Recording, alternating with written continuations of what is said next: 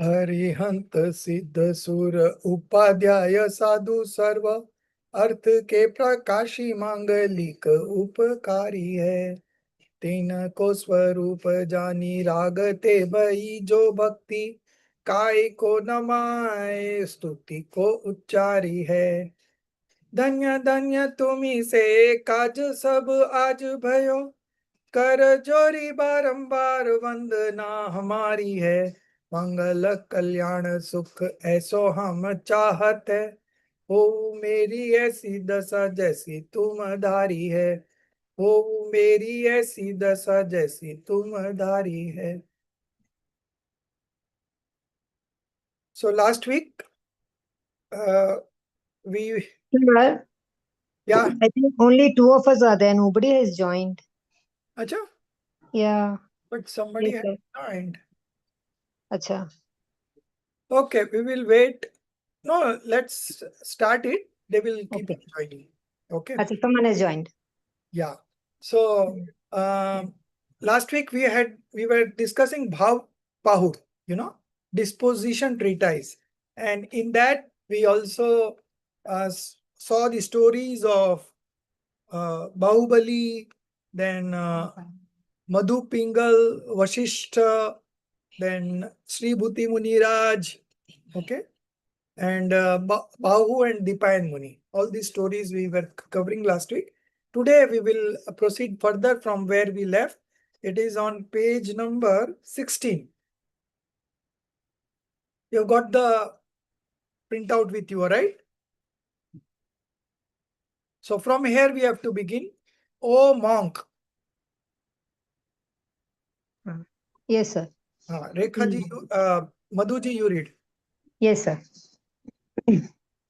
O monk, from beginningless time, with impure dispositions and transgressions, you have consumed sentient foods like roots, tubers, with sentient water, and the like. As a result, you have wandered endlessly through samsara, enduring countless sufferings. O great one, reflecting on all the aforesaid sufferings, now practice the five types of rever- rever- reverential humility towards your gurus and 10 forms of service to the venerable. Do not conceal your faults, confess them before your guru. Endure even the harsh words of others, for it is only the monk endowed with forgiveness who destroys all sins. O forgiving monk, with this understanding, through mind, body, and speech, extinguish the fire of accumulated anger towards all beings with the water of forgiveness. O monk, know samsara to be insubstantial and cultivate the resolve to accept initiation with pure right belief for the attainment of Keval Gyan. Being purified in dispositions, assume the external ascetic emblem and observe excellent virtues. Contemplate the tattvas, jiva, ajiva, asarv, bandh, and samvar. Becoming pure in mind, speech, and body, contemplate upon the Atma, for until one reflects upon the contemplable tattvas such as jiv and the rest, the imperishable state will not be attained. O noble monk, the cause of the bondage of sin, merit, and the like is dispositions alone. To dispositions in the form of wrong belief, passions, that is kashai, lack of restraint, asamyama, and activity, yog, bondage of sin arises. A soul endowed with the right belief, free from wrong belief, binds merit alone. Therefore, cultivate such contemplation. I am enveloped by the eight karmas, beginning with the knowledge obscuring karma. I shall destroy them completely and manifest my own intrinsic nature. What need is there to say more? Daily reflect upon seal, auxiliary virtues, uttar gun, together with their distinctions and sub-distinction. O monk, moksha is attained through dhyan, so abandon earth and rodra dhyan and cultivate dharma and shukla dhyan. A Dravya Lingi Muni monk, that is, does not possess dharma or sukla dhyan and therefore lacks the ability to cut down the tree of samsara. Only that monk whose mind is free from the mind of attachment and in whom the lamp of dharma burns with illumines the within illumines the atma. Such a monk cuts down the tree of samsara with the acts of dhyan. The Stop, concentration of stop, yes, stop. sir. Yes, sir. We will see so Thank you. much of this, Yes, beginning sir. from Himali. I've made you a co-host. Yes, sir. So I'm sorry for joining in late. No problem. O monk from beginningless time with impure disposition. So this whole scripture of Bhaupaud is all about the purity of dispositions, right? So purity of dispositions means right belief, right knowledge, and right conduct. Okay. O monk from beginning time, with impure disposition and transgressions, you have consumed sentient foods like roots and tubers with sentient water and the like. As a result, you have wandered endlessly through sansar, enduring countless suffering. So, the main cause of suffering is the wrong belief, and along with that, the uh, violence that you created, by eating foods like roots, tubers, sentient water, and all.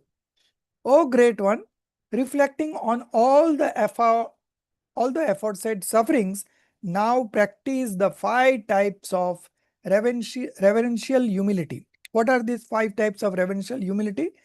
Uh, Knowledge, belief, conduct, austerities, and the fifth one is to respect holder of all the above 4 attributes.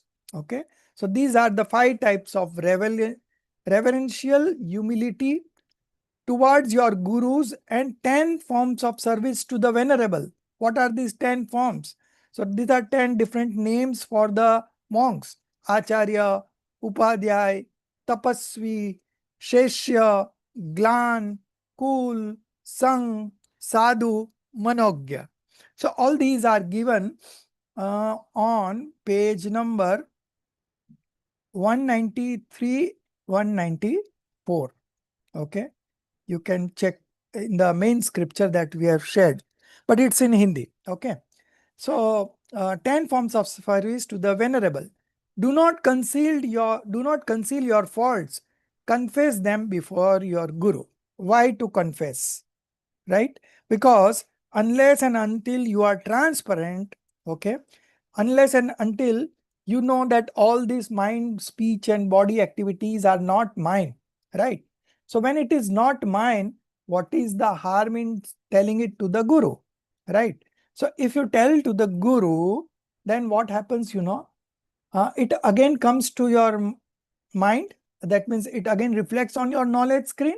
And now you are knowing yourself to be different from these mind, speech, and body activity. So you are executing discriminative knowledge. And when you execute discriminative knowledge, automatically you manifest purity, right? So this is how the monks, they have a rule to uh, do this pratikaman 3 times a day with their guru, because when they go for alms and come back, they tell to the guru, today I was taking alms and I saw the Shravika, and her hair were so good, it reminded my wife's hair. Something like that, always comes up into the mind because of the instrumentality cause of that, right? So he comes back and says to the guru, these thoughts were coming to my mind at that point of time. And guru also knows that these are all audik bhav, he is only a knower and he is not a doer of those sentiments. But being transparent with the guru enables him to do sadhana, practice discriminative knowledge of that level which is suitable to a monk. That means the monks are devoid of 3 levels of passions: Anantanubandhi, Apratyakhan, and Pratyakhan. And they have only Sanjwalan Kashai left. So, with that level of passions remaining, it is always that he doesn't want to hide anything towards his guru. So he tells everything, whatever thoughts reflects in his mind, he tells it to the guru, and that's why 3 times a day they are doing pratikaman.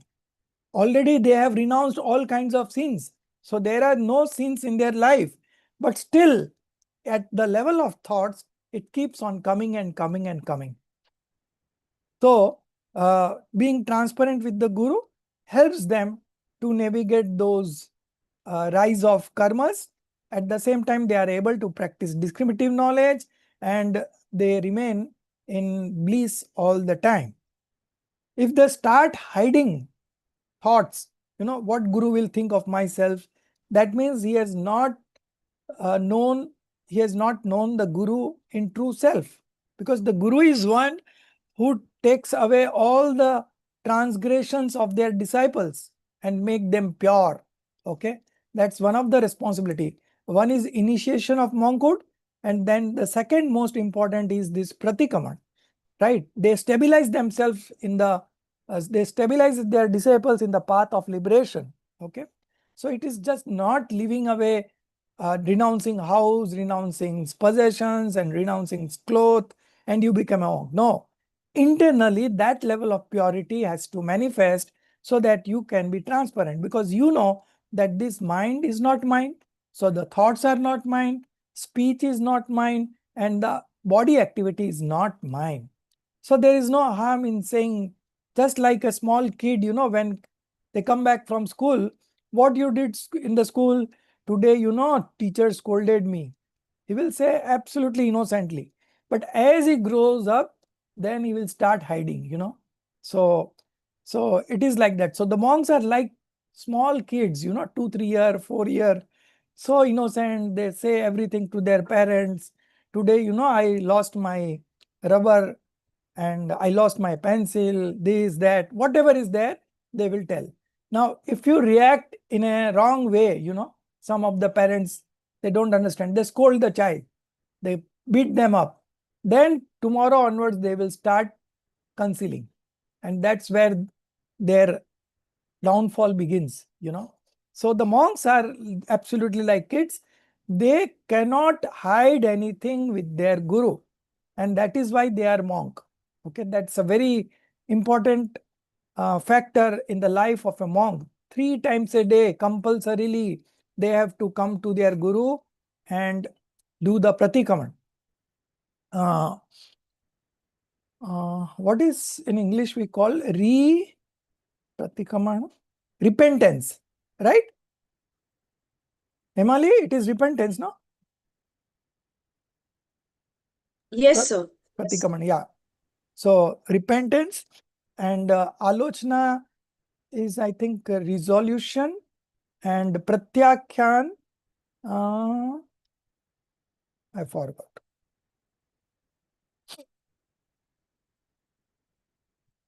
Pratyakhyan is, I think, renunciation or what.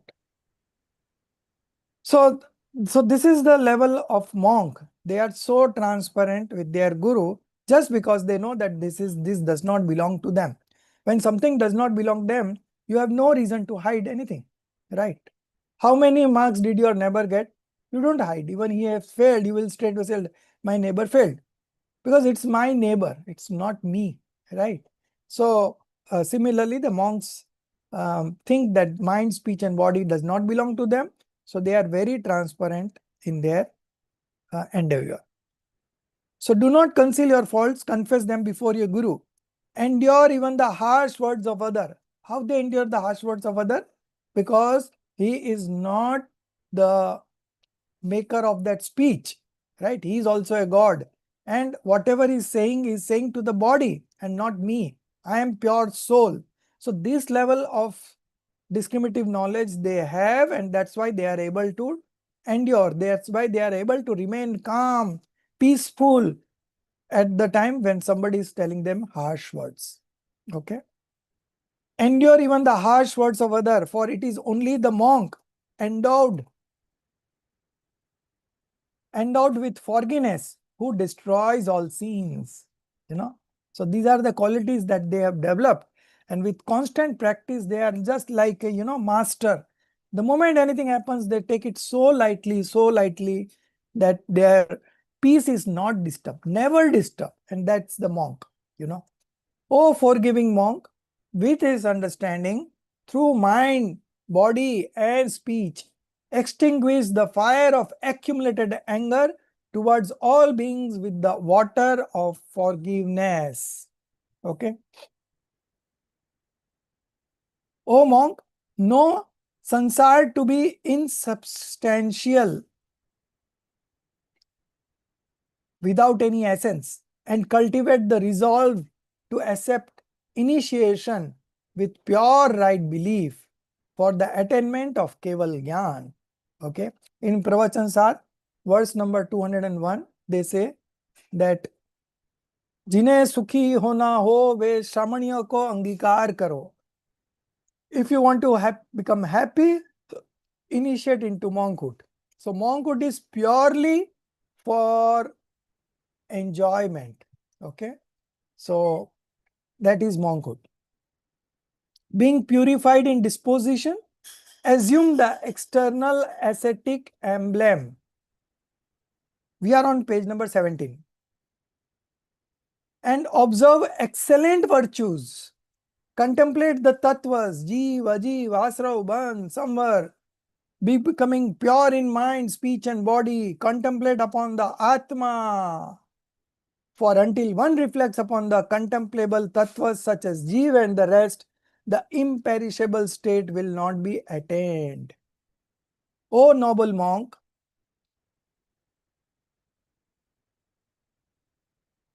the cause of bondage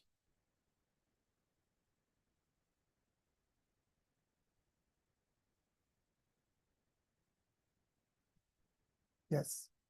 O noble monk, the cause of the bondage of sin, merit, and the like is disposition alone.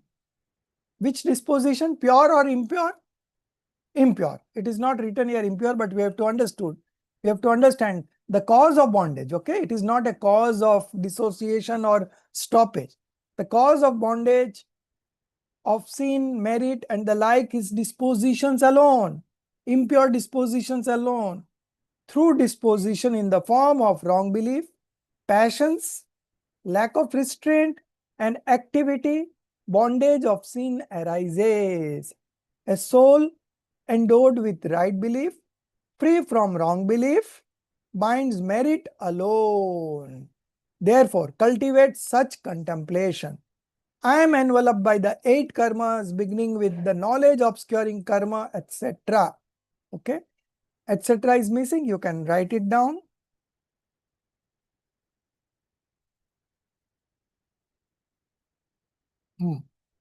I shall destroy them completely and manifest my own intrinsic nature. So first you have to accept that I am enveloped by the 8 karmas. Okay. And then you start destroying it. Okay. What need is there to say more? Daily reflect upon sil and auxiliary virtues. Okay. So sil, there are 18,000 divisions, Sil is about practicing celibacy, So here sil means with its 18,000 divisions, and auxiliary virtues are 84 lakhs, Uttar Gun, okay. Together with their distinctions and sub-distinctions. O monk, moksha is attained through dhyan, meditation. So abandon artha and rodra dhyan, painful meditation, and cultivate dharma dhyan and shukla dhyan. Okay. So the first two are inauspicious meditation. The next two are auspicious meditation. A Dravyalingi monk does not possess dharma or shukla dhyan and therefore lacks the ability to cut down the trees of sansar. Only that monk whose mind is free from the wind of attachment and in whom the lamp of dharma burns illumines the atma, within illumines the atma. Such a monk cut down the tree of sansar with the axe of dhyan.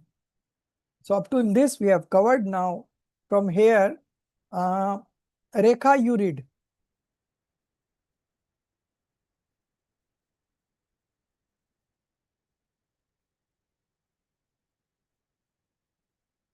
Are you there, Rekha?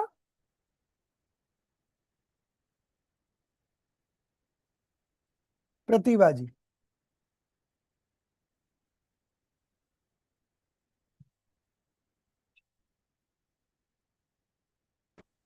Sorry, sir, I was unmute, sir.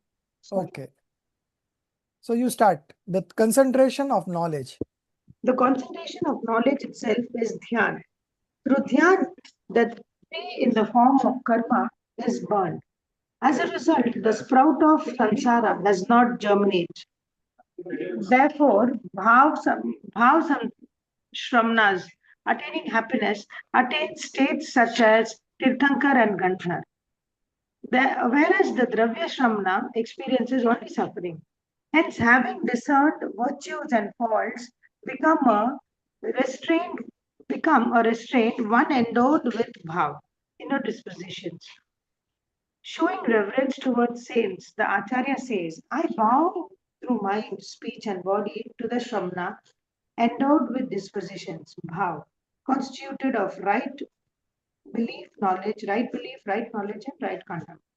The Bhavshramana does not desire the extraordinary powers of the Vidyadharas and the like, nor does he yearn for the pleasures of humans, celestial beings, and others. He seeks only this that he may accomplish the welfare of the Atma as swiftly as possible.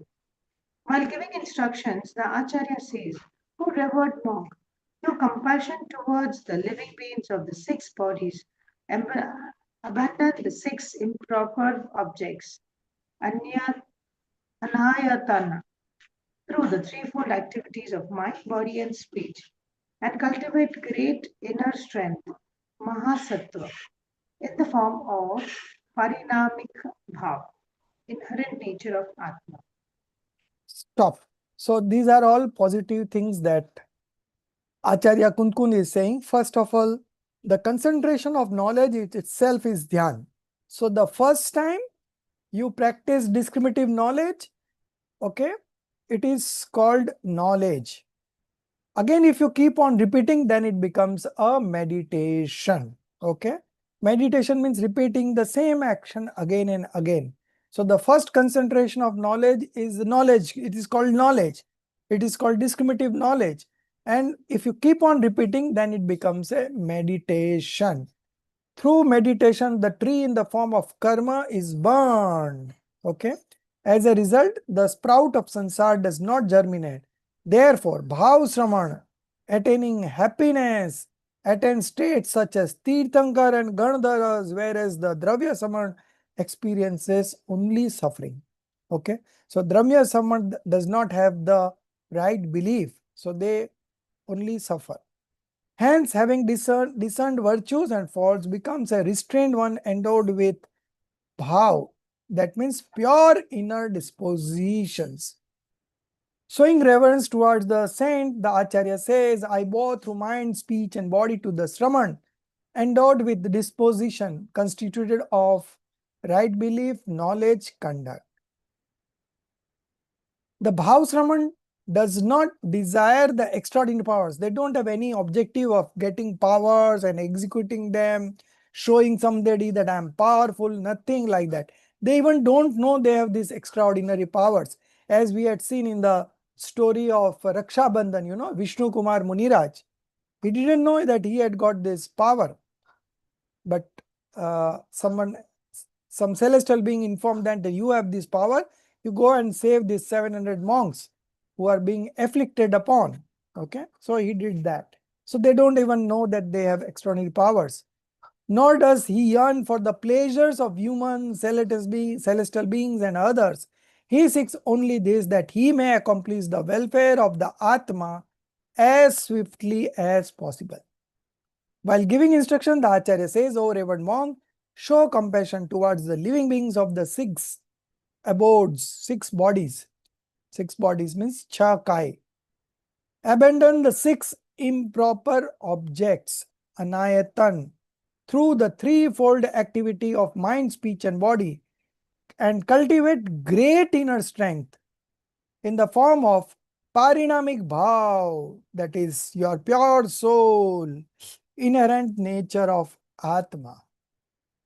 Now, the next page. Oh, great one. From here, you have to start. Pratibhaji.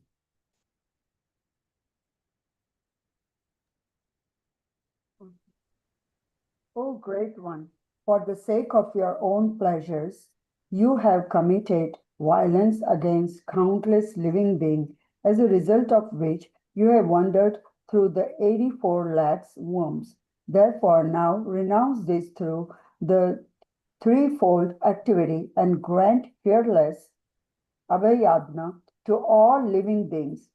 O steadfast one, just as a serpent does not become free from poison even after drinking milk mixed with jaggery, so too an Abhayjiv, Jeev incapable of liberation, does not relinquish an intellect obscured by perverse understanding even after hearing the Jina Dharma, remaining associated with false doctrine. He follows false religion and practices ignorant austerity, as a result attaining unfortunate destinies. He continues to wander in samsara. Therefore, abandoning the path of the 363 sectarians, you should direct your mind towards Jina Dharma.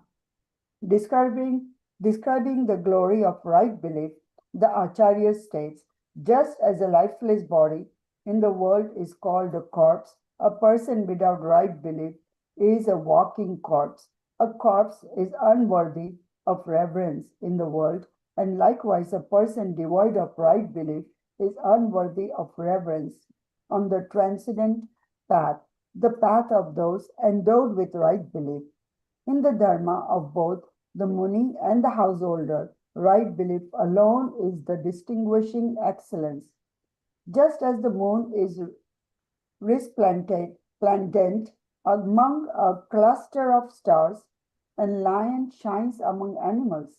In the same way, on the path of the jinas, the pure jinalinga consisting of austerities, vows, and the like, adorned with devotion to the jina and endowed with right belief shines.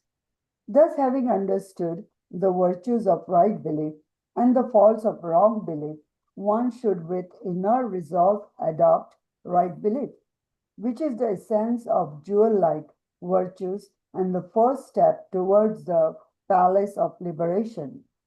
That Bhavya Jiva capable of liberation, who conducts himself in accordance with the teaching of the jinas, brings about the destruction of the four destructive karmas and attain the infinite fourfold excellent Ananta Katustaya.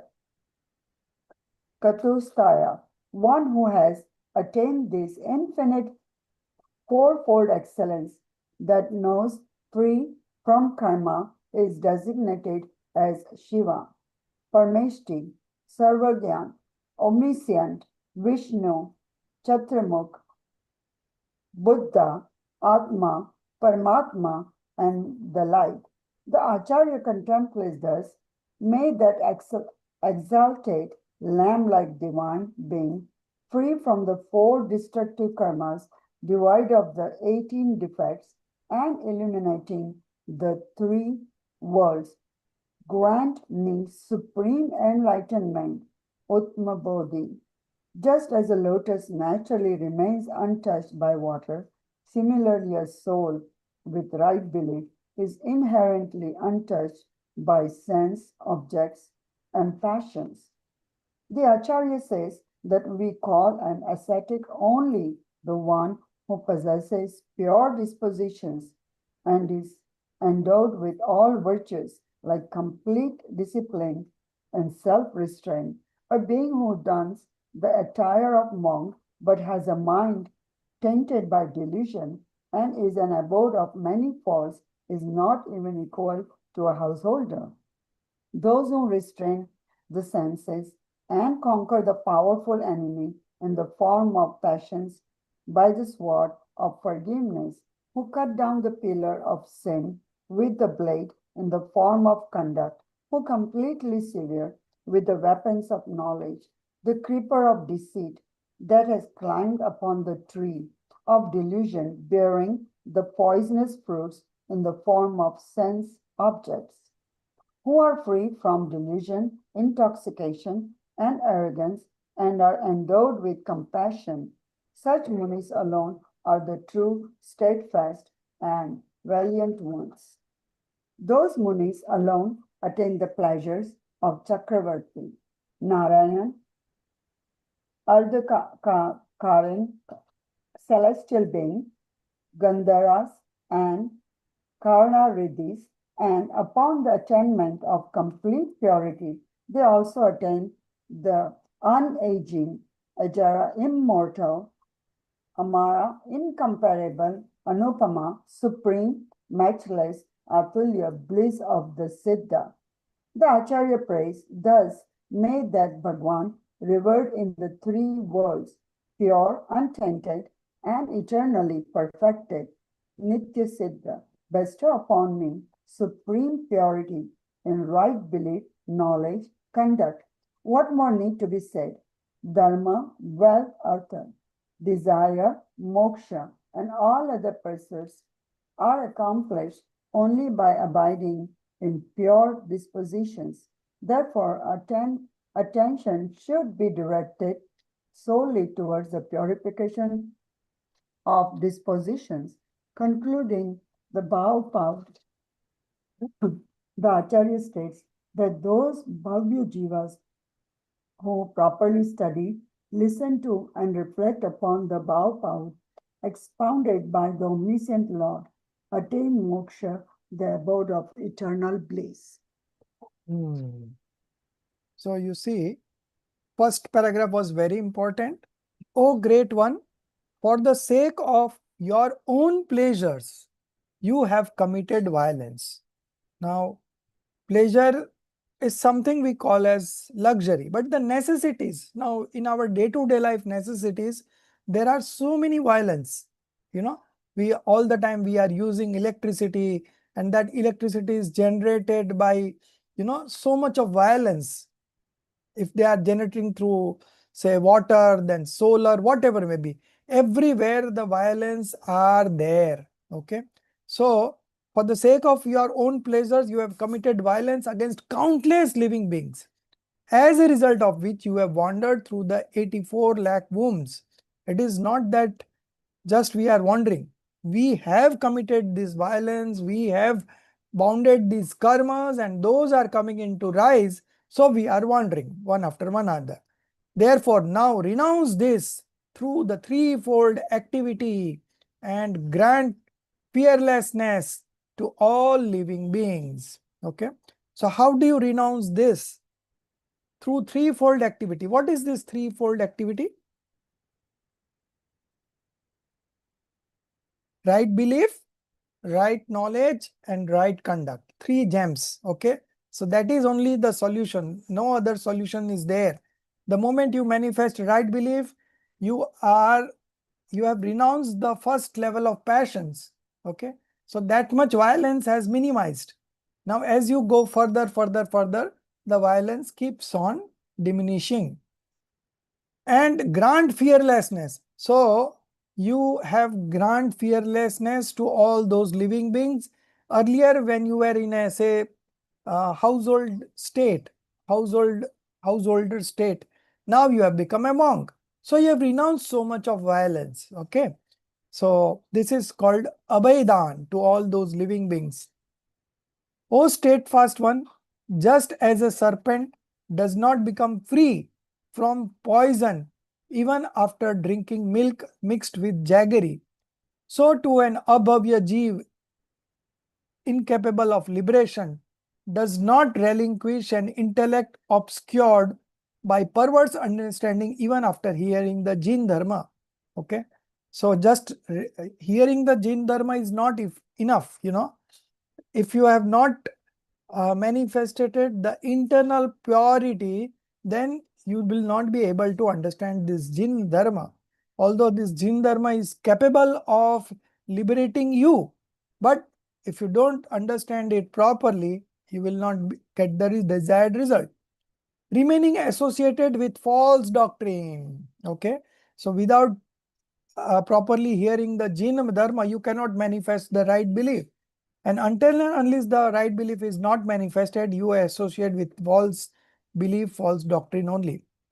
He follows false religion and practices ignorant austerity. As a result, attaining unfortunate destinies, he continues to wander in sansar. Therefore, abandoning the path of the 363 sectarians, during Adinath's time, Mahavir Swami, in the birth of Marichi, okay, he was his grandson.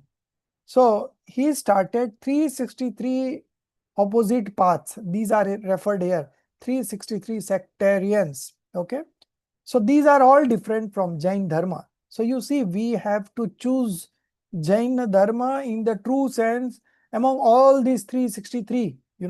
There are other 363 paths which are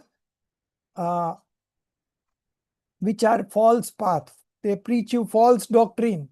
So nothing will come out of it. Okay, your sufferings will not end. So abandoning these 363 sectarians, you should direct your mind towards Jin Dharma and understand it properly, and then you are onto the path of liberation.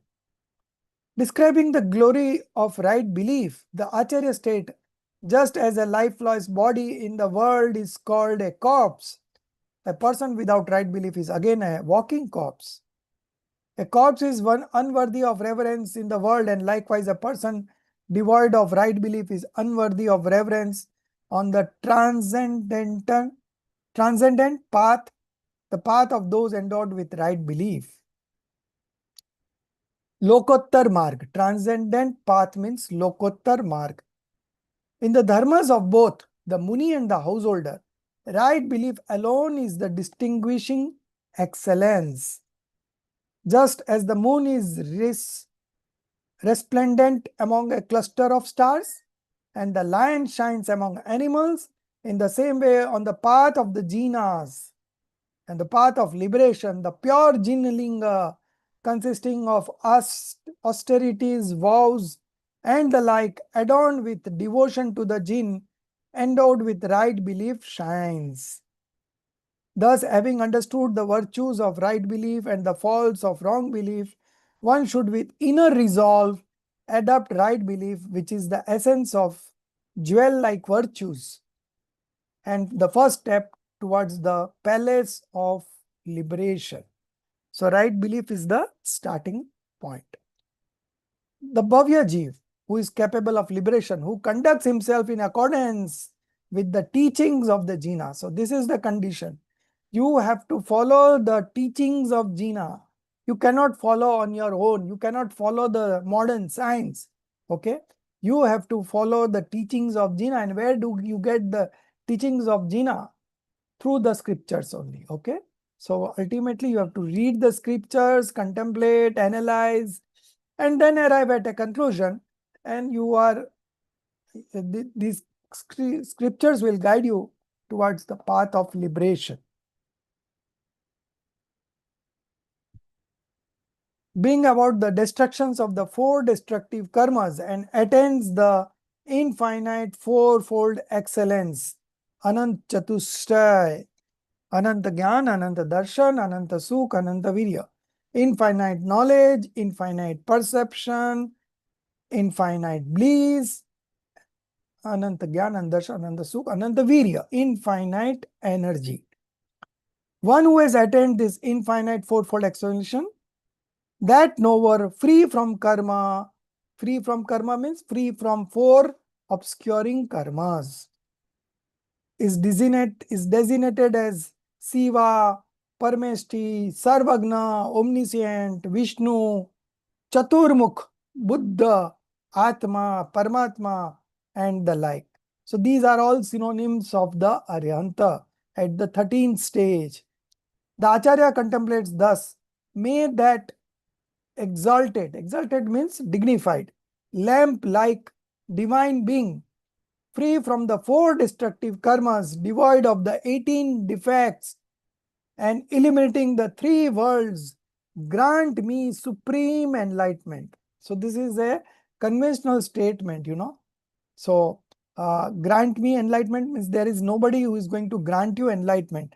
You have to work on your own. So when you work according to the preachings of the Tirthankars, then you say that grant me. When you manifest it, then you can say that because of this Dev Shastra Guru, I got this right belief, right knowledge, and right conduct. So these are all conventional statements.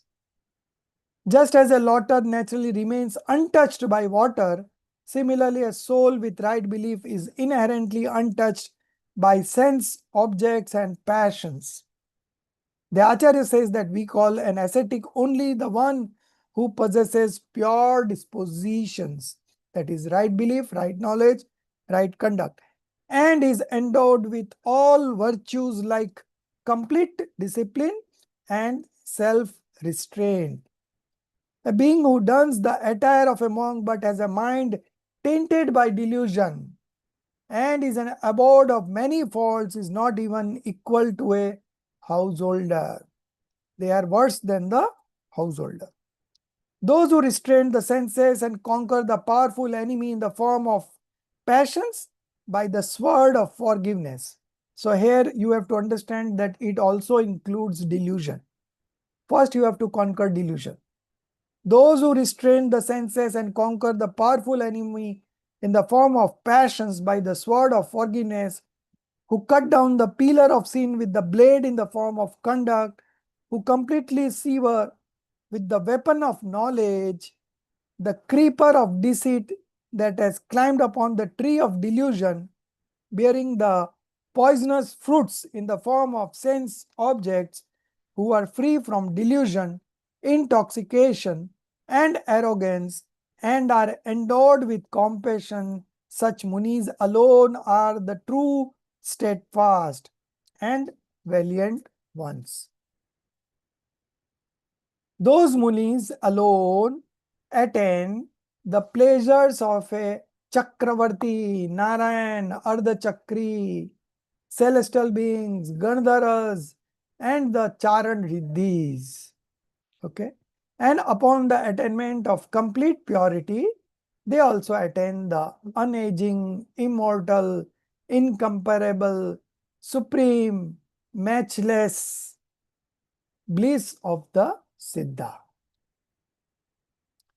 The Acharya prays thus, may that Bhagwan, revered in the 3 worlds, pure, untainted, and eternally perfected, bestow upon me, again conventional statement, supreme purity in right belief, knowledge, conduct. What more need to be said? Dharma, wealth, desire, moksha. Dharma, artha, Kam, moksha. These are the 4 types of efforts. Dharma here means auspicious karma. Okay. Dharma, artha, desire, moksha, and all other pursuits are accomplished only by abiding in pure dispositions. Therefore, attention should be directed solely towards the purification of disposition. And dispositions are purified only when you take shelter in your pure soul. So ultimately we come back to the same thing again and again. The path is so much that from time immemorial you have your active consciousness is bound external. Okay. Now you have to channelize it towards yourself by the reading the scriptures, understanding the doctrines, applying, practicing discriminative knowledge. That same active consciousness will turn inward and connect with the soul. And the moment it connects with the soul, the pure disposition starts arising. Okay. So whatever we read, whatever we contemplate, whatever we study, we only one purpose, to guide our active consciousness which has been taking shelter in the external world from time immemorial and direct him towards our pure soul. And the moment that is done, the purification of disposition, the pure dispositions manifest. Right belief, right knowledge, right conduct manifest, and you go on that path, and ultimately you achieve complete, we can say complete purity, and at the same time you destroy the complete impurities and you get liberated. Concluding the Bhav Paud, the Acharya states that those Bhavya Jivas, those who are capable of liberation, they are called Bhavya Jivas, who properly study, properly, okay, not half-heartedly, but properly, word to word, thinking, contemplating, concluding, okay, study, listen to, and reflect upon this Bhav Paud expounded by the omniscient Lord. I have not done this Bhav Paud. It is expounded by the omniscient Lord. Attain moksha, the abode of eternal bliss. So it was very interesting to study this Bhav Paud. Everywhere Acharyas have motivated us to manifest right belief, right knowledge, and right conduct. Okay, and the manifestation of pure disposition is very, very important in the path of liberation, because the path of liberation does not begin without this pure disposition. So Bhav Paud basically highlights this pure disposition, how to manifest it. Now we'll see the next treatise, Liberation, Moksha Paud. So as the name suggests, we will be looking at the causes of liberation in this particular scripture.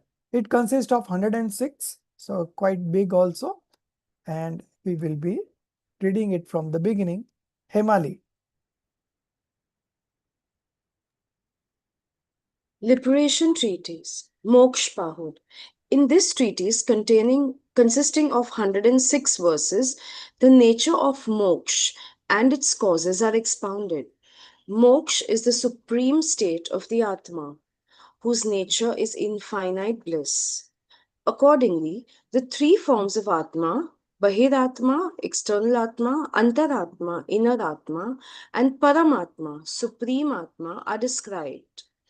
The state of being Bahiratma is to be rejected, hey. The state of being Antaratma is to be accepted, Upade.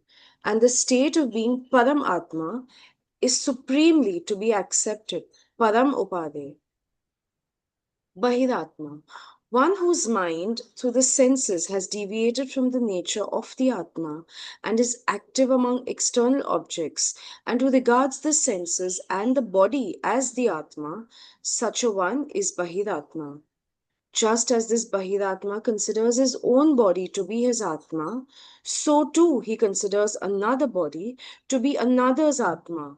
For this reason, on account of the body, he develops delusion and the possessive attachment towards those with whom relationships have been formed, such as wife and children, and he desires conjunction with body and the like, and with wife and children and the like in future births. Antaratma. When one knows, accepts, and experientially realizes the Atma, distinct from body and the like, as having the nature of knowledge and bliss, then one is called Antaratma. Paramatma, the one who is free from karmic taints in the form of Dravya Atma, Bhav Karam, and No Karam, who is formless, beyond the senses, blameless, and a completely pure Atma who abides in the supreme state, who is supreme Jinn, who has conquered all karmas, who is beneficent and imperishable, who is Siddha, having accomplished the realization of one's own intrinsic nature, Mutu Papa, and attained the state of Nirvana, that one is Paramatma. By abandoning the state of Bahiratma among the three described above, becoming an Antaratma, and meditating upon the Paramatma, moksha is attained. Explaining in detail how the attainment of the state of Paramatma occurs, the text first sets forth the dharam of the Muni and thereafter the dharam of the householder. Stop. That Stop. was So, in the introductory only, they have referred this Bahiratma, Antaratma, and Paramatma. This we had studied in Vitrag Vigyan Part 1, Chapter 3. Okay. So, Bahiratma is the one who says that soul and body are one thing. So, he is a Bahiratma.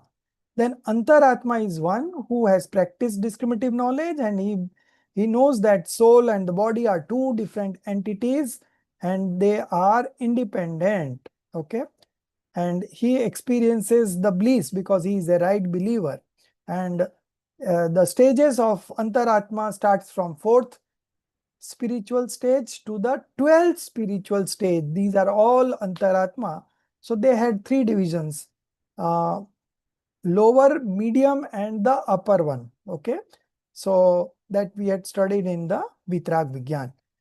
Now, in the 13th stage is the Paramatma, who has destroyed the 4 destructive karmas and manifested 4 infinite attributes: infinite knowledge, infinite perception, infinite bliss, and infinite energy. So these Paramatma are in the 13th stage, and they are the omniscient. They know the whole universe along with their substance, attributes, and modification, past, present, and future, all at one time.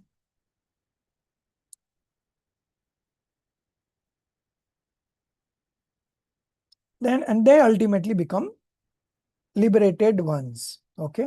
So the Paramatma are 2 types. One is in the 13th stage and the one who has got liberated. Both are called Paramatma because they have destroyed the destructive karmas. Okay. So out of these 3, Bahiratma is to be abandoned, okay, renounced, and Antaratma is to be worth manifesting. Okay. Pragat karne yogya upade, worth adapting but at the level of manifestation. And Paramatma is also a state that has to be attained. Okay. So these 3 are the stages of the soul. It is not the soul. And how this stages evolve? By taking shelter in the pure soul. Okay. So now they will describe 2 types of dharma. One is the Muni dharma and other is the dharma of the householder. Okay. So how you attain the state of Paramatma? For that they have, because this scripture is basically dealing with the conduct attribute. So they are telling this, how you attain the state of Paramatma through the conduct, that is the 2 stages, one of the Muni and the other of the householder. So first they are explaining the Muni stages and then they will explain the stage of the householder. Okay. So first is the Muni, it starts from here. That person who is engrossed. So Roshni, you pick up.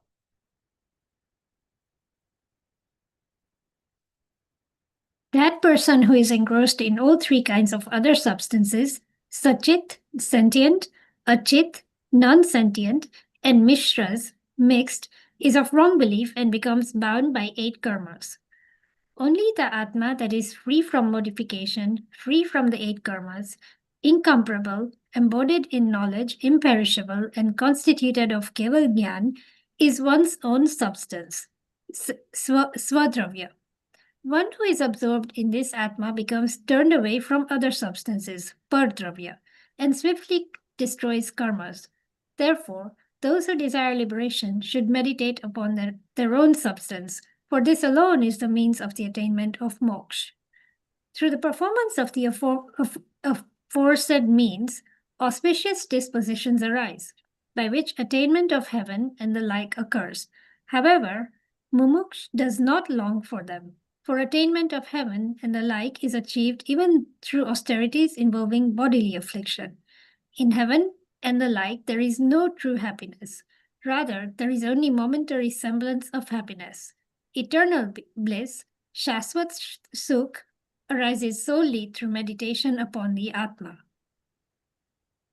By abandoning wrong belief, ignorance, sin, and merit, anger, pride, deceit, greed, attachment, aversion, delusion through mind, speech, and body, and by observing the vow of silence, Mon Vrat, while reflecting upon the self and non-self, meditation arises. Through meditation, the influx of karma is arrested. Future bondage does not occur, and dissipation of past karma, nirjara, takes place. Then moksha is attained. A Muni endowed with Atma Anubhuti, experiential realization of the Atma, is possessed of the 5 great vows, Panch Mahavrat, the 5 restraints, Panch Samiti, and 3 controls, 3 Gupti, and right belief, knowledge, and conduct. That which sees is belief, darshan, or rather inclination towards tattva alone is right belief. That which knows is knowledge, or rather apprehension of tattva alone is knowledge. Abstention from merit and demerit, punya pap, is conduct. Thus, the Muni who being endowed with the 3 jewels and engages in disciplined activities of mind, speech, and body across all 3 time periods remains free from inner defilement, shalya, and defects, dosh.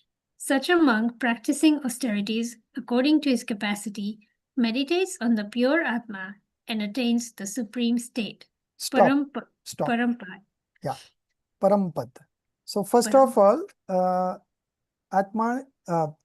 Acharya in short has explained what would be the cause of liberation, because this treatise name is Moksha Paud. So what is the nature of liberation and what are the causes of liberation, that has been explained here. And initially, after saying that there are 2 ways to get to this path, first you accept the, depending on your capacity, either you accept the Muni Dharma or the householder Dharma. But if a new disciple comes to the monk and he listens to his sermons and he gets interested, what should the guidance the monk should give to that disciple? That was a question in Pursat Siddhi Upay. So they say, first you have to motivate him to become a monk. Then if he says, no, I cannot renounce sins absolutely, then you motivate him to become a householder. But first you should always give direction to become a monk. Why? Because he has developed an interest. He has developed an enthusiasm towards the religion. And in enthusiasm, everything happens, Whatever obstacles are there are all cleared by the enthusiasm that we bring in, Now you have joined this Parmagam honors course. It has been 2.5 years, right? So you have some enthusiasm to follow this up. Otherwise, who will pursue this kind of studies right now when we have so much of things available for our sensual pleasures? Okay. But no, you are struggling. You have struggled. You have let go of your other things, other priorities in life, and you have prioritized this. Okay. So because of enthusiasm, you are able to continue. The moment you lose enthusiasm, you will drop out, So the enthusiasm is very important in the path of liberation.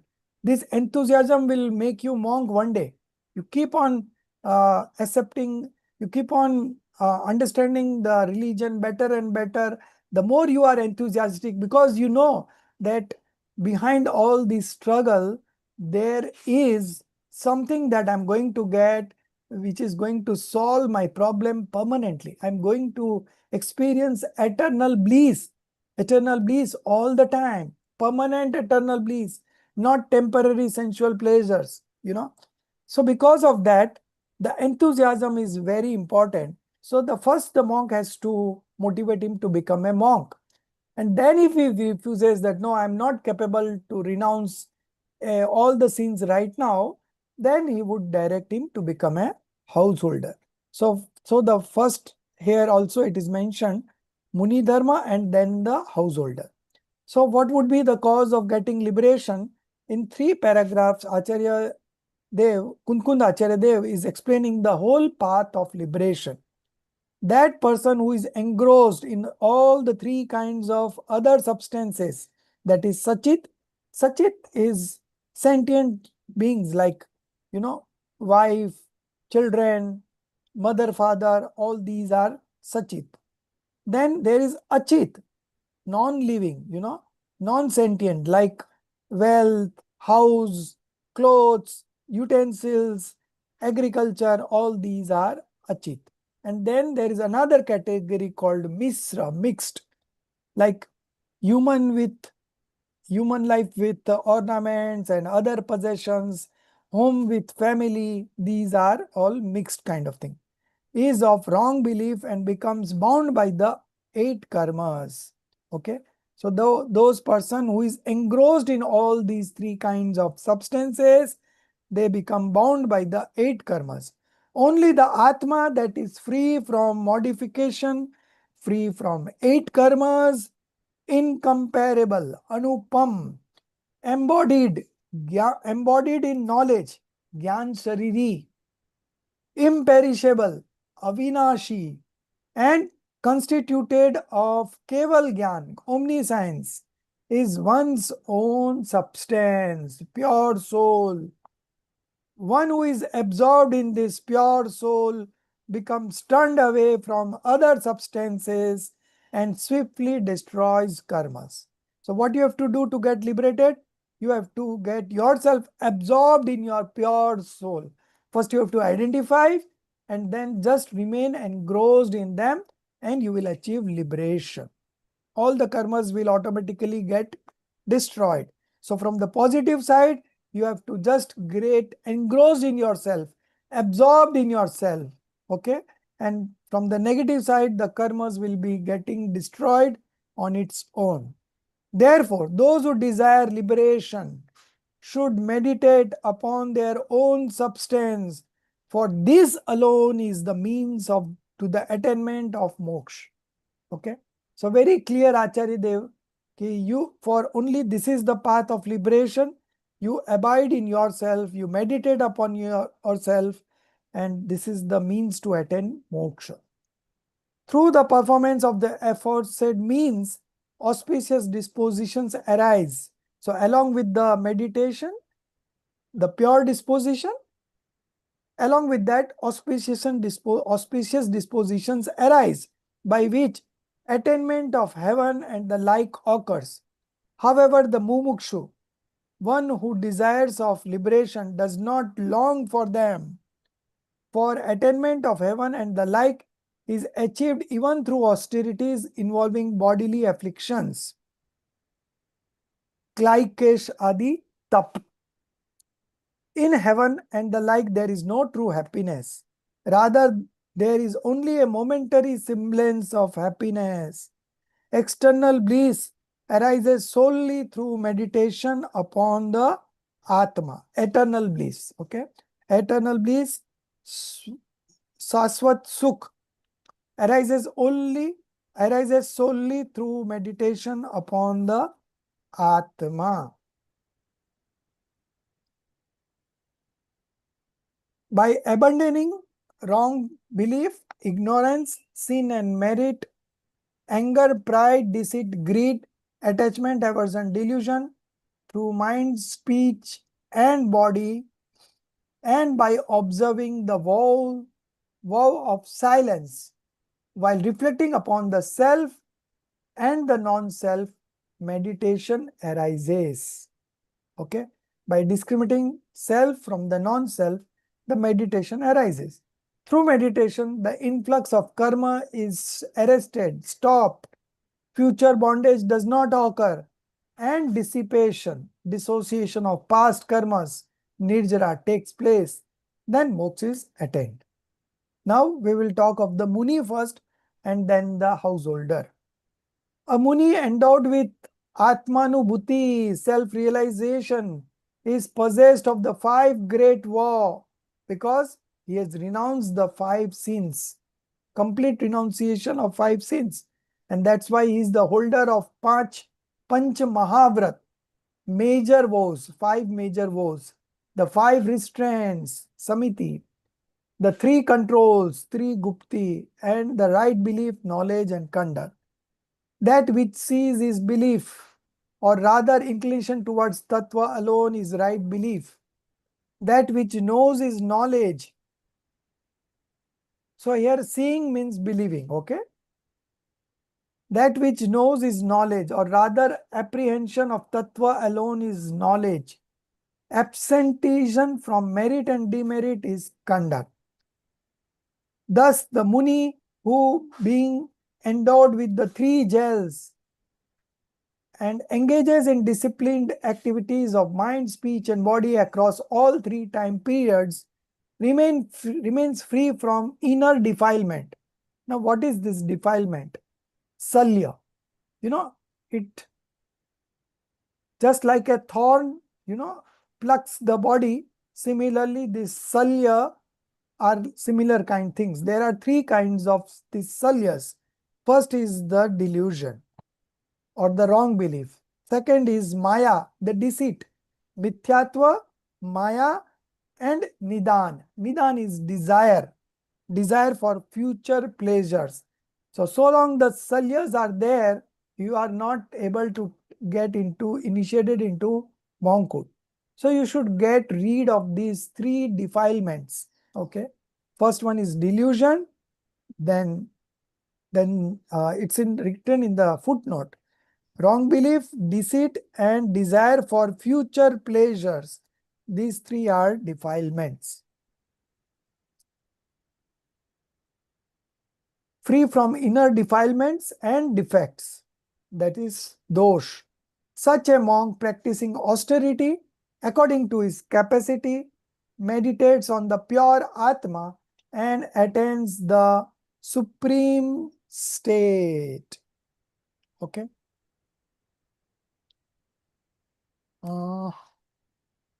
This you read, this paragraph, Roshni? The Jiva? I don't think so, right? No. Yeah. Sir, that Hmm. sentence which says that which knows is knowledge, or rather apprehension of tattva alone is knowledge, એ મને સમજણ નથી પડતી. So he is explaining, Acharya is explaining us the path of liberation, that is right belief, right knowledge, and right conduct. So what is right belief? Okay. The right belief is the inclination towards tattva, inclination means ruchi. Okay. So in Chaidala also, pardravyante bin aap me ruchi samyaktva bhala. Then pardravyante bin janpano, knowledge about the self different from the non-self is right knowledge. So here also that which knows is knowledge, or rather apprehension of the tattva, the 7 fundamentals as they are. Okay. So that is right knowledge. And the third one is the conduct, abstention from merit and demerit. So when you are not manifesting merit or demerit, that is you are manifesting pure conduct, passionlessness. Okay. So that is conduct. Thus the Muni, okay, so this paragraph is also done. Now we will start from that Jiva who is engrossed in sense objects, from there. Okay. Amita ji.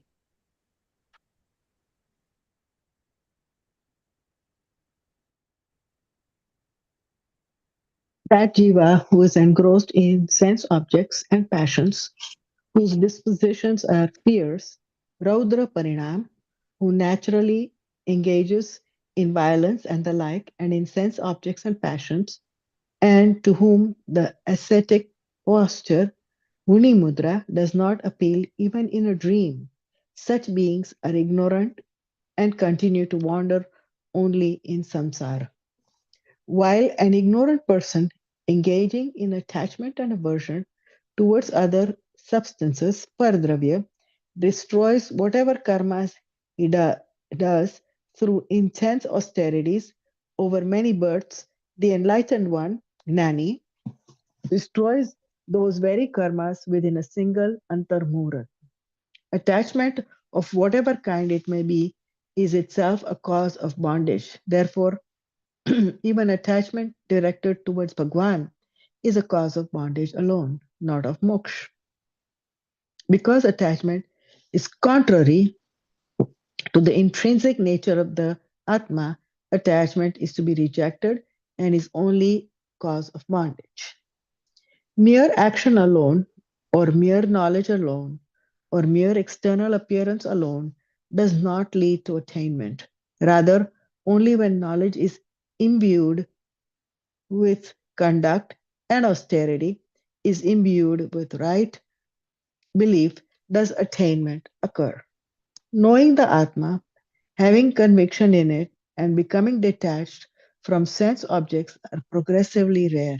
Therefore, when the proper conjunction of conditions is obtained, one should conquer food, posture, and sleep, and daily meditate upon the Atma that is characterized by right belief and knowledge. For so long as there remains even the slightest engagement with other substances, pardravya, the mind remains active in the objects of the senses and wandering through the four realms of existence continues.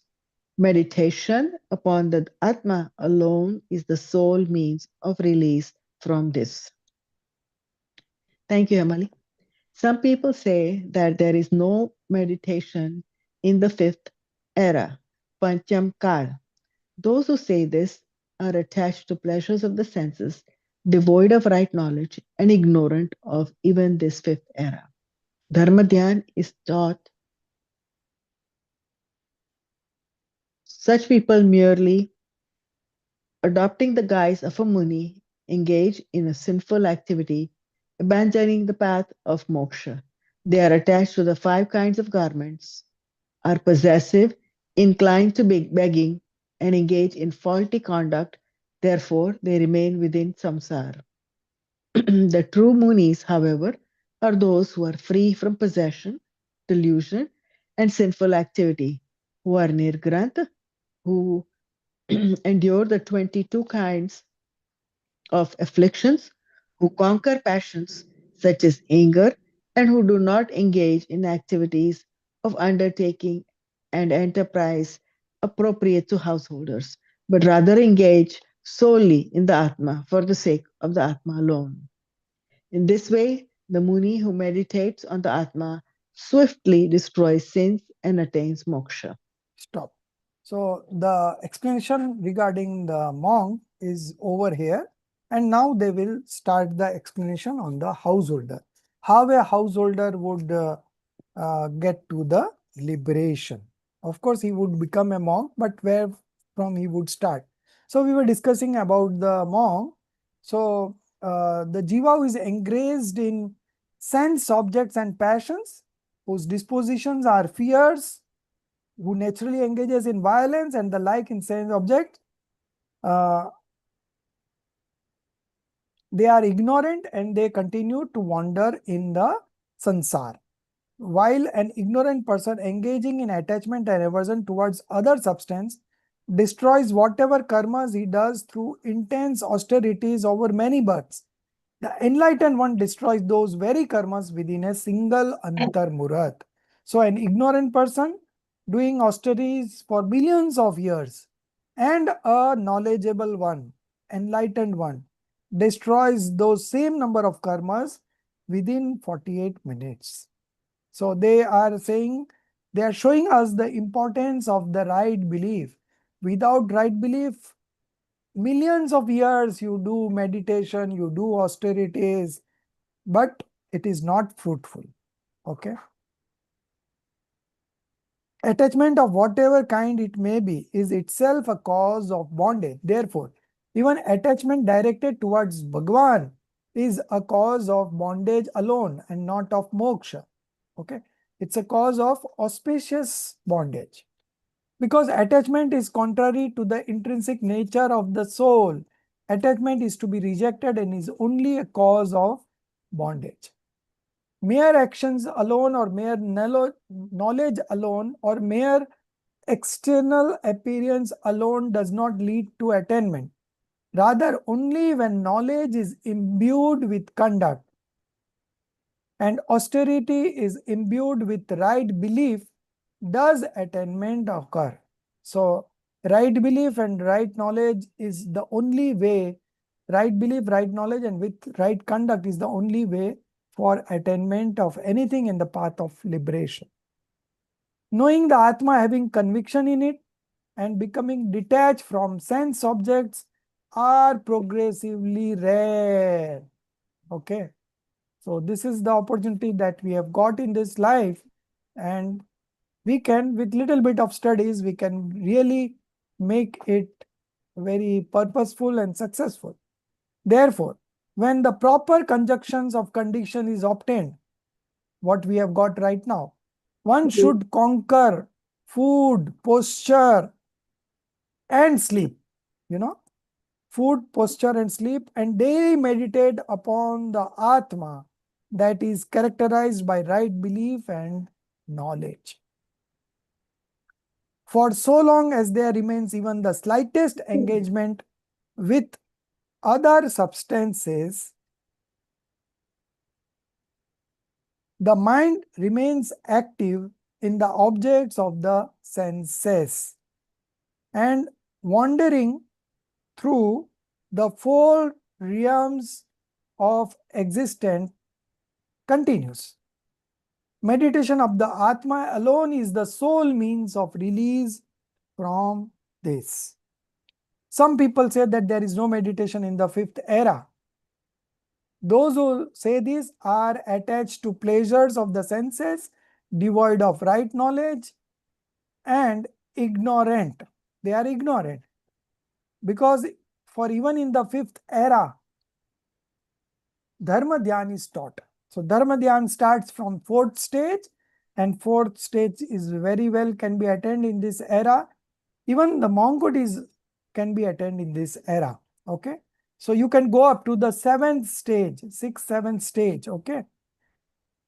Such people merely adopting the guise of a Muni engage in sinful activity. Abandoning the path of moksha, they are attached to the five kind of garments. The name of the garments are mentioned in the footnote. You can see egg derived, cotton derived, bark derived, leather derived, and hair derived. These are the five kinds of garments. They are attached to the five kind of garments, are possessive, inclined to begging, and engage in faulty conduct. Therefore, they remain within sansar. The true munis, however, are those who are free from possession, delusion, and sinful activity, who are nigrantha, who endure the 22 kinds of afflictions. Actually, it should be hardship. Affliction is upsarg and hardship is parisha. So here we have to write hardship. You can correct it in your book because we have standardized terminology, Upsarg will always be afflictions and parisha, 22 kinds of parisha is hardship. Who conquer passions such as anger and who do not engage in activities of undertaking and enterprise appropriate to householder, but rather engage solely in the Atma for the sake of the Atma alone. So monk means the one who is engrossed in the Atma. Monk is not who is someone who is naked, who has no possession. No, these are all outer indications. Internally, he wants to remain engrossed in the self. Okay, so that is a true monk. In this way, the Muni who meditates on the Atma swiftly destroys sins and attains moksha. Now, they are going to describe the Shravak Dharma, householder. What, at a householder, what you can do. And after householder level, you become a monk. Okay. And when you become a monk, then that is the time you attain the liberation. So now they will describe the this householder stage, Gia, you can read. After thus. So from where do I start? Pardon? From where do I start? After this, okay. After thus. After this, describing the dharma of the Muni, while describing the dharma of the householder, the Acharya says that householders should first adopt unwavering right belief, free from transgressions, and then meditate upon it. For only one who is pure through right belief is truly pure. Those who attained perfection in the past and those who will attain perfection in the future times have done so and will do so solely because of right belief. One who has faith in a dharma free from violence, in that which is free from the 18 defects, and in Nirgranth teaching and Guru possesses right belief. One who venerates a contemplable deity, dharma, or Guru, even out of shame, pride, or fear, is of wrong belief. In brief, one who practices the dharma taught by the true Dev is of right belief, and one who does not practice the true dharma is of wrong belief. A Mithyadashti Jeev wandering in the sorrow-laden samsar, characterized by birth, aging, and death. Therefore, one should abandon wrong belief and adopt right belief. So long as a Jeev does not abandon wrong belief, even if outwardly he becomes a Nirgranth, practicing austerities and studies the scriptures, all of this remains fruitless because it is contrary to the intrinsic nature of the Atma. That sadhu who, turning away from the samsar, sense enjoyments and other substances, determines the rejectable and the acceptable, Hey Upadhyay principles, regards one's own intrinsic nature of the Atma as alone acceptable, and meditates upon that alone, swiftly attains suprasensory, imperishable bliss. The Panch Parmeshtis, five supreme beings, too are absorbed in the Atma alone. Right belief, right knowledge, and right conduct are likewise states of the Atma itself. Therefore, the Atma alone is the sole refuge, for through it alone the supreme state is attained. So this is the end of it. So the first, for the householder, Acharya Dev says, first you have to manifest the unwavering right belief, free from transgressions. Okay. So free from transgressions happens only at the fifth stage, Pratima level, fifth stage. When you are into Pratimas, 11 types of Pratimas, that is free from transgressions. Before that, some transgressions are always there, but then over a period of time with more practice, these transgressions also get away. And then meditate upon it. For only one who is pure through right belief is truly pure. Those who attained perfection in the past and those who will attain perfection in future times have done so and will do so solely because of right beliefs. First of all, the emphasis is on right belief. Then the next paragraph, one minute, there is some correction here. One who has faith in the dharma free from violence. Okay. In that which is free from 18 defects. Now this is about the God, true God. So they are saying about true God, true Guru.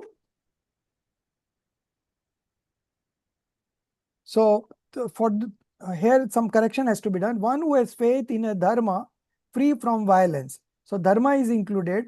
Now the God, deity, that which is free from 18 defects. So after violence you put a comma, then you write God, that is one who has faith in dharma free from violence. God, that which is free from 18 defects. Okay. And in Nigranth, teaching and Guru possesses right belief. Okay. So you cut down in and there you write God, Dev, true God, true scriptures and true monks. One who venerates a contemptible, that means false, deity, dharma or guru, even out of shame, pride or fear is of wrong belief. So as a householder, this is very challenging to get into false God, false scriptures and false monk. It is not easy to get to the true God, true scriptures and true monk. because there are so many divisions and subdivisions of Jainism. First of all, to get to Jainism is very rare. And then there are so many divisions and subdivisions. To get to the true is again a very rare thing. Okay. So at the monk level, renouncing the false god, false scriptures, and false monk is of very prime importance. In brief, one who practices the dharma taught by the true Dev is of right belief, and who does not practice the true dharma is of wrong belief. A mithya drashtiji wanders in the sorrow-laden sansar characterized by birth, aging, and death. Therefore, one should abandon wrong belief and adopt right belief. So long as a jiva does not abandon wrong belief, even if outwardly he becomes a nigranth, that means even he becomes a monk, practices austerities and studies the scriptures, all of these remains fruitless because it is contrary to the intrinsic nature of the Atma. That sadhus who turning away from sansar, sense enjoyments and other substances determines the rejectable and the acceptable. That means desirable and undesirable. Okay. Principles regards one's own intrinsic nature of the Atma as alone acceptable and meditates upon that alone. Swiftly attains suprasensory, atindriya anand, imperishable bliss. The Panch Paramastis, five supreme beings, too are absorbed in the Atma alone. Right belief, right knowledge, and right conduct are likewise states of the Atma itself. Therefore, the Atma alone is the sole refuge, for through it alone the supreme state is attained. Okay. So this was all about the Moksha Pahud, where the emphasis was in taking shelter of the Atma alone. That is the path of liberation. Now, two treatises are left, small ones. I will read myself and explain. Treatise on ascetic emblem, Ling Pahud. Okay. In this treatise,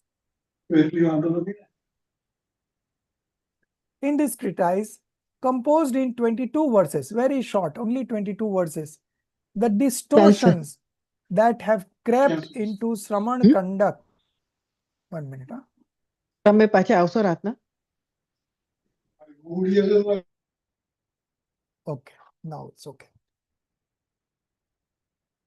Huh. In this treatise composed of 22 verses, the distortion that have crept into Sraman conduct, means monk's conduct, are brought to light and exhortation is given to avoid them. Okay. The laxity in the monk's life, that has to be avoided. Acharyadev says that a righteous person may indeed possesses the naked ascetic form. However, merely adopting the naked form does not make one a righteous person. Attainment is achieved only by assuming the ascetic emblem together with dharma and not by assuming the ascetic emblem alone. Along with dharma means right belief, right knowledge, and right conduct. Those persons who adopt the ascetic guise, yet under the influence of delusion, engage in singing, playing musical instruments, and dancing, who are arrogant, who indulge in non-celibacy, who accumulate possession, who arrange marriages and similar activities, who harbor jealousy, who run about for food and the like, who are attached to eating, who accepts gift, who indulge in slander, who do not observe Irya Samiti, that is walking with restraint, and who feel attachment towards women. All such persons are fallen. They are corrupt. They are not the true monk. Those munis who take food at the house of a woman of immoral conduct and praise her are not munis at all. Indeed, they are not even human beings, but are comparable to animals. All such persons ruin their own future births and are fit recipients of hell and the like. Such munis, even if they are well versed in many scriptures, see, knowledge doesn't matter. You may remember the scriptures, you may well versed in many scriptures, and even if they dwell in the company of true Bhavlingi munis, in the company of true Bhavlingis, but they themselves are false believer, okay? They are nevertheless ruined in disposition and are not real munis. Being devoid of right belief, right knowledge and right conduct, they are unworthy of moksha. Understanding this matter well, those who practice the true dharma and uphold it with diligent effort attains the highest state, moksha. So in the ling pahud, okay, that is the external guise, here the emphasis on is the laxity that comes to in the muni life. They are not true monks, okay. Even if they are living with the true monks, they are not themselves the true monks because they are without right belief, right knowledge and right conduct, okay. So this was about ling pahud, and the last one coming up is sil pahud, okay. Sil is our inherent nature. From the real point of view, sil is our inherent real nature, and from the conventional point of view, following the disciplines of the chastity, okay. So that is the vyavharshil, not getting in touch with the woman faults and sensual pleasures, okay. Observing the 9 components of chastity, these are all vyavharshil, okay. So this is also a small one only, 40 verses are there, 2 pages only. So I'll read only because we have 26 minutes to go and we will complete it in this 26 minutes. In this treatise, composed of 40 verses, the greatness of sil means true conduct, sil means inherent nature, sil means external discipline of a true monk. Sil has got many meanings, okay. The greatness of sil, that is true conduct, that is the real meaning. True conduct and the inherent nature are the real meanings of the sil from the real point of view, okay. So the greatness of sil, true conduct, is described in a spatial manner. Sil is said to be one's own intrinsic nature. Now this is from the real point of view. True conduct or the one's intrinsic nature is the real point of view meaning of sil. The intrinsic nature of the Atma is consciousness, characterized by knowledge and belief. This Atma, through association with beginningless karma, undergoes modification into an alien state, vibhav. Okay. Vibhav only manifest when there is an association with external karmas. Okay. Vibhav never arises by taking shelter in the self. Okay.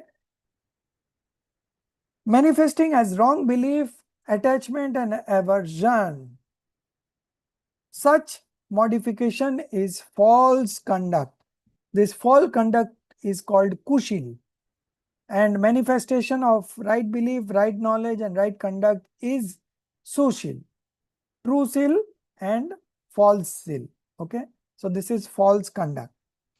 When this is absent, then knowledge too becomes right through the disposition in the form of right belief, and according to one stage, to the extent that attachment and aversion diminish, to that extent conduct manifest.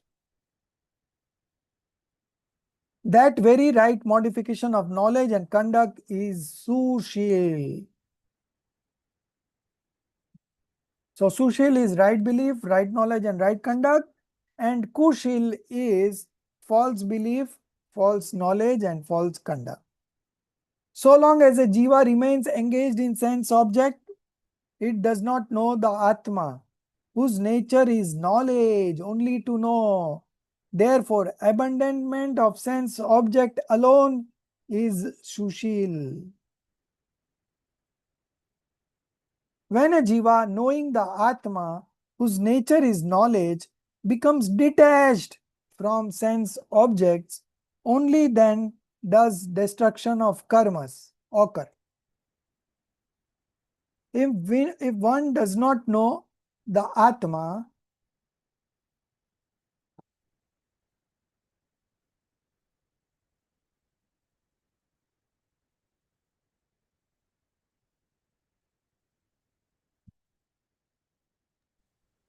Whose nature is knowledge. 1 minute. If Yes. one does not know the Atma, whose nature is knowledge, even if one becomes detached from sense object, destruction of karma does not occur. Likewise, if one knows the Atma, whose nature is knowledge, but does not become detached from sense object, destruction of karma also does not occur. That means there has to be unity of the three: right belief, right knowledge, and right conduct. Knowledge is the principal attribute of the Atma. However, it is defiled by wrong belief and by sense objects. Therefore, knowing knowledge as such, becoming detached from sense object, and cultivating contemplation of knowledge, when one meditates with concentrated attention, karmas are destroyed. Karmas are destroyed in exponential way when you are detached from sense objects and one meditates with concentrated attention. The, the duration of your concentration determines the dissociation of karmas. Okay. If you are able to concentrate for 48 minutes at a stretch, you manifest omniscience knowledge. Okay. When one meditates with concentrated attention, karmas are destroyed. And having attained the infinite fourfold excellence, one attains moksha and becomes a pure Atma. Those who possess extensive knowledge of scriptures, yet praise perverse view, kumat, and false teaching, kushastra, and remain engrossed in sense objects are devoid of sil, true conduct, and knowledge. Those who in the world are lacking in all external resources, yet whose nature is excellent and who are not attached to sense objects and passions, are adorned with the quality of sil. Their lives alone are fulfilled. Compassion towards living beings, control of the senses, truthfulness, non-stealing, celibacy, contentment, right belief, knowledge and austerity all constitute the family of Sil. Sil itself is pure and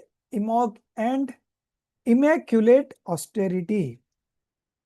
Sil itself is the purity of right belief. Sil itself is the purity of knowledge.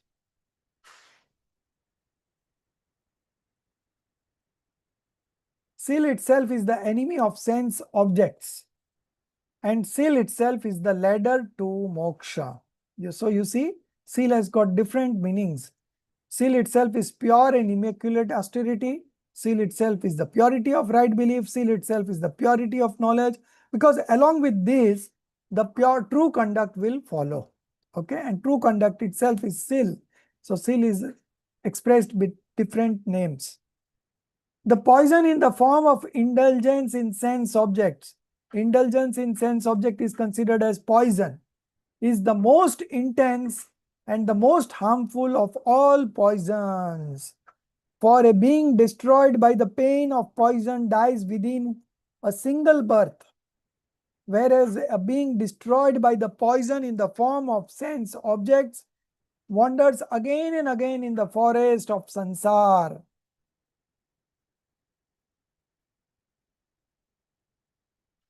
There is no loss whatsoever in abandoning these sense objects.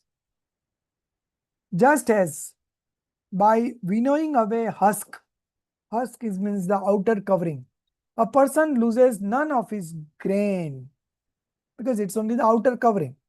So too the ascetic and the one endowed with sil, true conduct, cast away sense objects like chaff or husk. Okay. So they remove the outer covering and discard it. By indulging in sense objects, the knot of karmas that one has oneself tied is cut and untied by noble persons through austerity, restraint, and sil. Okay. By indulging in sense object, the knot of karmas that oneself has, the knot of karmas that one has oneself tied is cut and untied by noble persons, means right believer, through austerity, restraint, and sil. Just as the ocean, though filled with jewels, attains splendor only together with water, so too this Atma, though endowed with jewels such as austerity, humility, sil, charity, and the like, attains splendor together with sil. Thus, through many gathas and by giving numerous illustrations, it is established that through sil one attains nirvana, and through false conduct one attains the threefold sufferings. Through sil, even intense suffering comes to an end, and in due course bliss is attained. Even in the world, a person endowed with sil is praised. Therefore, sil alone should be adopted, for without sil, even knowledge is termed ignorance, whereas knowledge endowed with sil, along with the conduct, true conduct, is called right knowledge, through which withdrawal from sansar occurs and moksha is attained. Thus we see that the samaisar, okay, so here the treatise ends, moksha is attained, okay. Here the treatise ends, and now there is summary of the 5 scriptures that Kunkund Acharya Dev wrote one by one. So first paragraph is for Samaisar, the next is for Pravachansar, the third is for Niyamsar, the fourth is for, no, the third is for Panchastikai, then Niyamsar, and then Ashtapahud. So we will read one paragraph each. We have 15 minutes to go. So we will see this summary. So we will start from C. Thus we see that the Samaisar, okay, from there. Roshni, you start. Yeah, you have any questions before that, you can ask. Yes, it sounds like we are using Ratnatrayi and Anant Chatushtay interchangeably. So do we get Samyak Darshan, Samyak Gyan, Samyak Charitra before moksha, or is it Anant Darshan, Anant Gyan, Anant Virya? Anant Sukh. What is the order? What happens first? So first of all, the 3 gems has to be manifested, and among the 3 gems, right belief has to manifested first. Okay. Once you have these 3 gems, then you are on the path of liberation. Okay. And as you progress by practicing more descriptive knowledge, your spiritual stages go up and you become a monk. And then After becoming a monk, which is the 6th, 7th stage, you meditate upon yourself. Your spiritual stage goes on rising. 8th, 9th, 10th, 11th, 12th. At the 13th stage, you attend the omniscient stage, where the 4 destructive karmas are destroyed and you manifest infinite knowledge, infinite perception, infinite bliss, and infinite energy. That is at the 13th stage. So the right belief, right knowledge, and right conduct is at the 4th stage. 6th, 4th. Okay.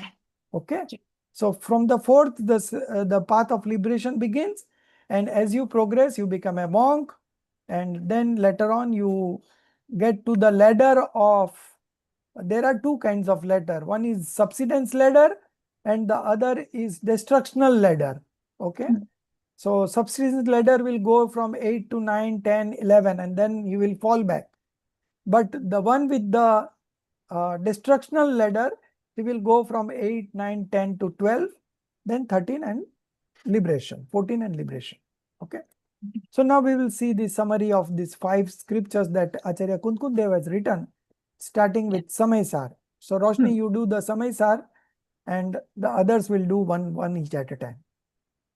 Thus we see that the Samaysar, the sovereign among scriptures and the foundational scripture of Jain spirituality, Jain Adhyatma, is the supreme composition of Acharya Kunkund, which has been guiding Jain saints for the past 2000 years. In it, the 9 tattvas are expounded from the standpoint of the pure viewpoint, Shuddhanaya. We may rightly call it the Gita of Jain philosophy. So you see, Samaysar is considered to be the sovereign among scriptures. King of all the scriptures is Samaysar. This is the Acharya Kunkundev's composition. But it is said that Pravachansar was written first, and then Samaysar, and then rest of the scriptures. Okay, which has been guiding saints for the past 2000 years. In it, the 9 tattvas are expounded from the standpoint of the pure viewpoint, Param Shuddhishchane or Shuddhanaya.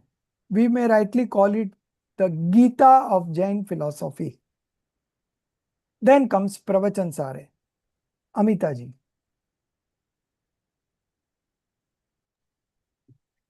Pravachan is Acharya Kunkunda's other most mature composition, in which the fundamental nature of reality is expounded and which serves as a foundational text for the study of seekers of right belief. In it, the nature of reality, as taught in Jain philosophy, is set forth with great force and clarity. So you see, Pravachans are the most mature composition in which the fundamental nature of reality, Vastu Vyavastha. Okay. So Vastu Vyavastha is expounded here in Pravachansar, and which serves as a foundational text for the study of seekers of right belief. Okay. In it, the nature of reality as taught in Jain philosophy is set forth with great force and clarity. The next is Panchastikai. Madhuji. Yes, sir. Pravachan Sar is Acharya Kundukund's. Next, Panchastikai. Oh, sorry. Yes.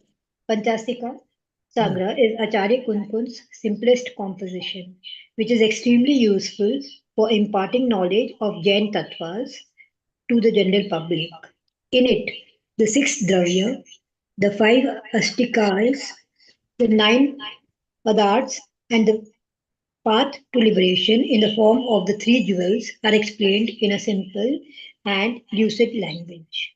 So 6 substances, then 5 astikas. So apart from time, the other 5 makes these 5 astikas.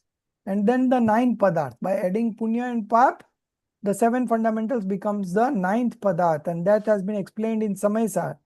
This dravya, 6 dravya has been explained in Dravya Sangra, and the 9 padarth in Samaysar, and 5 astikai in Panchastikai, and then the 7 fundamentals in Tattvarth Sutra.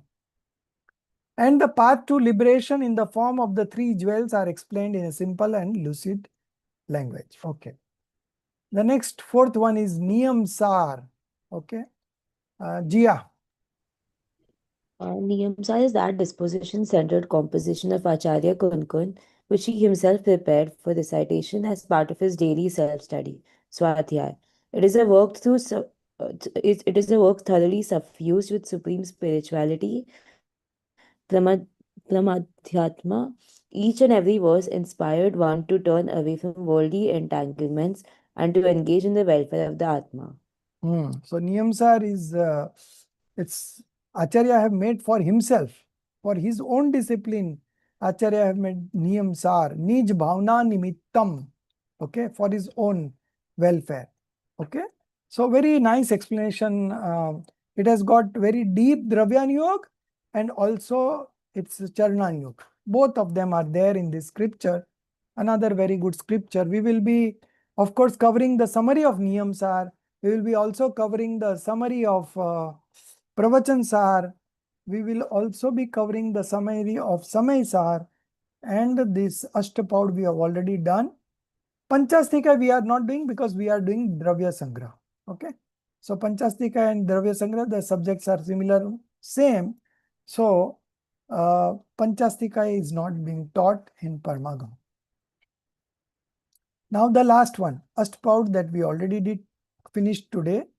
And Rekha, you read.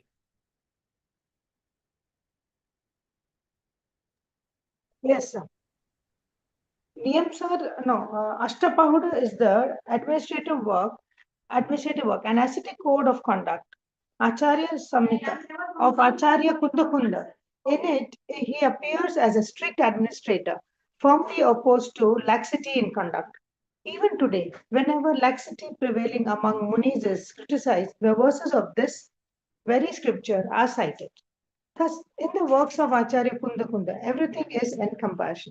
In them, there is spirituality, adhyatma, perception, darshan, doctrine, siddhant, discipline, achar, and convention, vyavahara. Indeed, everything is present.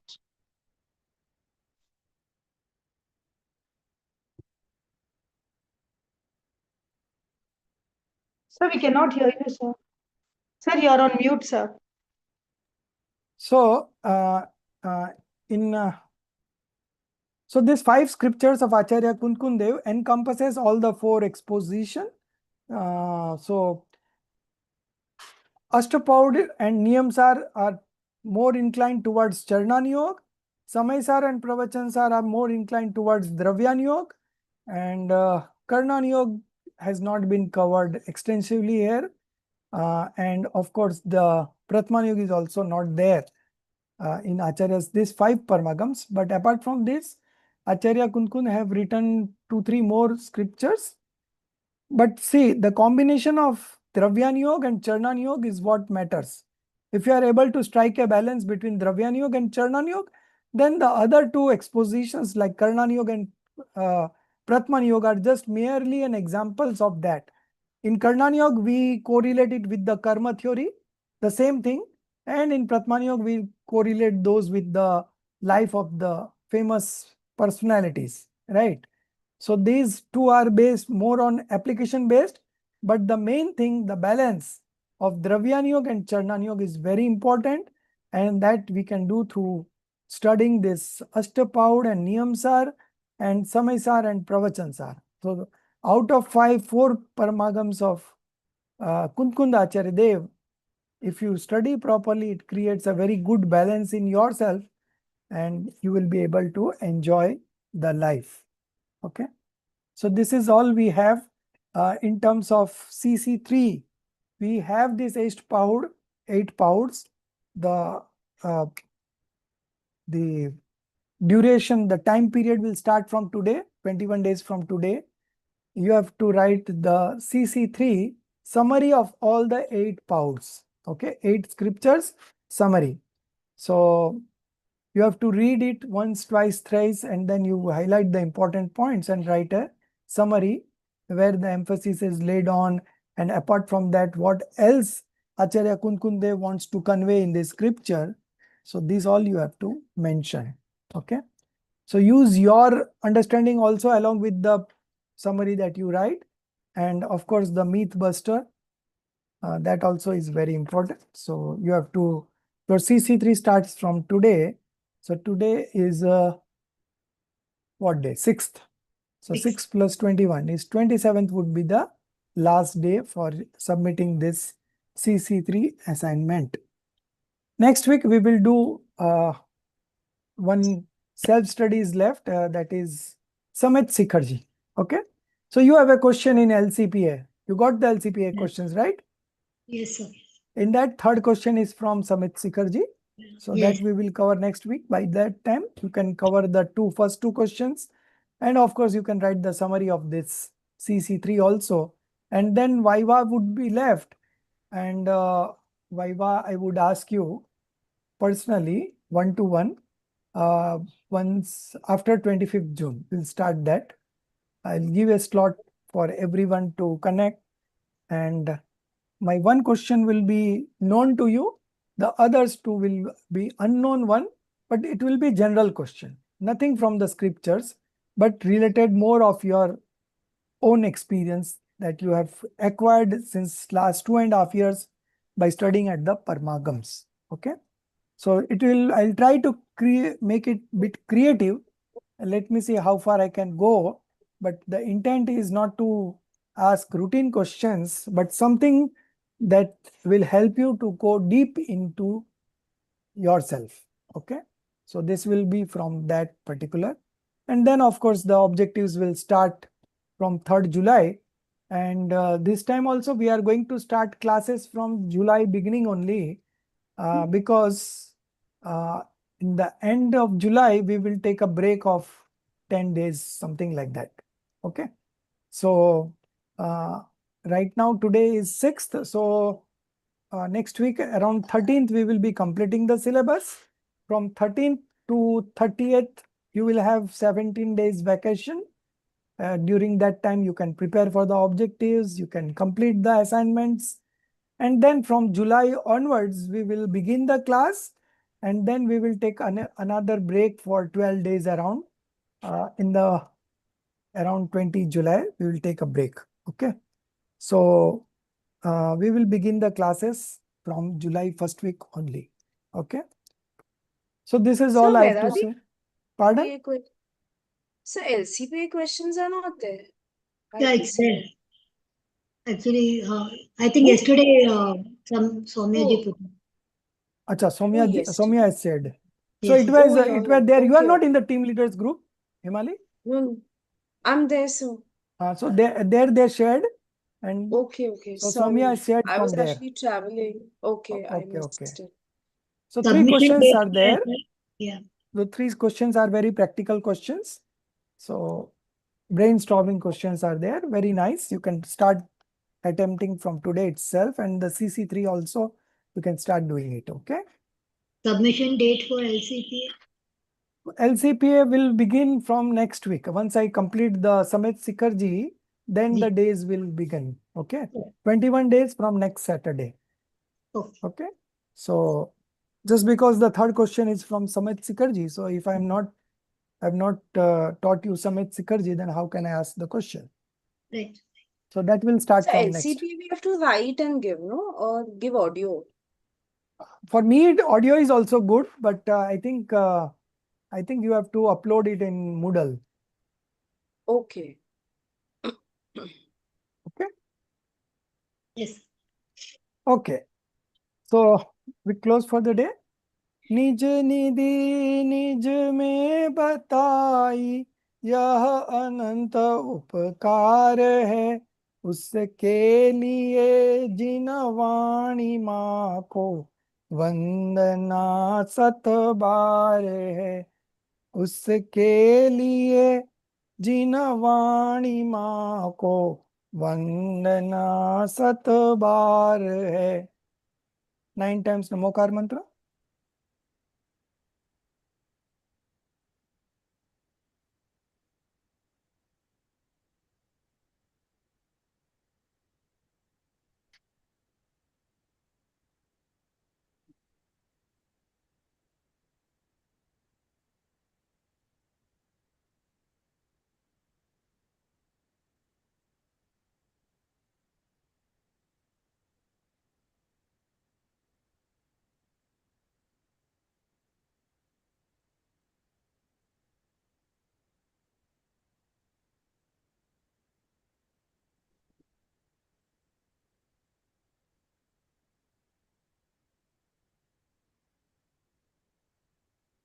बोलो द्वाद संगमयी जिनवाणी माता की जय। जय जय जिनेन्द्र। जय जिनेन्द्र।